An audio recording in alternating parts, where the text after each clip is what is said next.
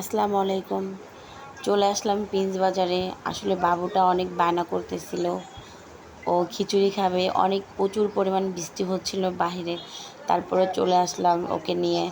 এখন আসার পর তো তার নতুন বায়না, ছাতা কিনবে। তার এখন নতুন ছাতা হয়েছে, সে ছাতাটা নিয়ে অনেক খুশি হয়েছে।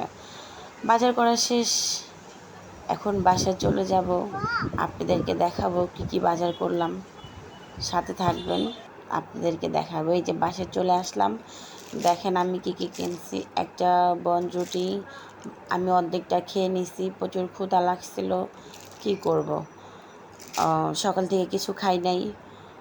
যে ব্যাগের ভিতরে বাজার আছে, বাজারগুলা বের করলাম। করলা কিনছি, লেবু নিছি, বরবটি, ভেন্ডি, টমেটো, গাজর, পটল। এই যে গরুর মাংস, এটা আনার জন্য এত খরচা হয়ে গেছে, কারণ গরুর মাংস ছাড়া আমার খিচুড়ি একদমই ভালো লাগে না। তো আমি একটু আসলে লেটকা টাইপ খিচুড়ি রান্না করার জন্যই গেছিলাম।